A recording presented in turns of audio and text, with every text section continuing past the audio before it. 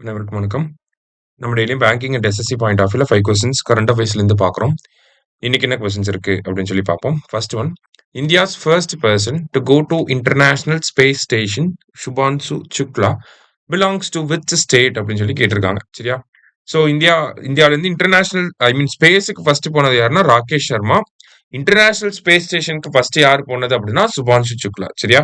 அதுல சுபான்சு சுக்லா எந்த ஸ்டேட் அப்படின்னு சொல்லி கேட்டிருக்காங்க. எந்த ஸ்டேட் அப்படின்னா இவர் லக்னோ ரீஜனை சேர்ந்தவர். சரியா? லக்னோ அப்படிங்கிறது நமக்கு உத்தரப்பிரதேஷ்ல இருக்கு. ஓகேவா? ஸோ லக்னோ உத்தரப்பிரதேஷ் அப்படிங்கிறது தான் கரெக்ட். அடுத்தது, Mumbai's ranking QS best student cities ranking அப்படின்னு சொல்லி கேட்டிருக்காங்க.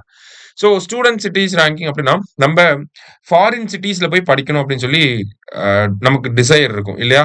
ஸோ அந்த மாதிரி இருக்கக்கூடிய சிட்டிஸை ரேங்க் பண்ணியிருக்காங்க. அதுல ஃபர்ஸ்ட் பிளேஸ் யார் வந்திருக்காங்க அப்படின்னா சவுத் கொரியாவோட கேபிட்டல் சியோல் தான் ஃபர்ஸ்ட். நிறைய பேர் அங்கதான் போகணும் அப்படிங்கறது விருப்பப்படுறாங்க. இதுல இந்தியன் சிட்டிஸ்க்கு என்ன ரேங்க் கொடுத்திருக்காங்க அப்படின்னா மும்பைக்கு 98th ரேங்க் கொடுத்திருக்காங்க. டெல்லிக்கு 104th ரேங்க் கொடுத்திருக்காங்க. 108ல பெங்களூரு இருக்காங்க.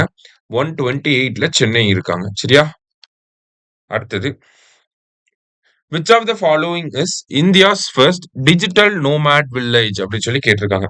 ஸோ இந்தியாவோட டிஜிட்டல் நோமேட் வில்லேஜ் எது அப்படின்னு சொல்லி பார்த்தீங்கன்னா யாக்டன் அப்படிங்கிறது எங்க இருக்குன்னா சிக்கிம்ல இருக்கக்கூடிய ஒரு வில்லேஜ். சரியா? சிக்கிம்.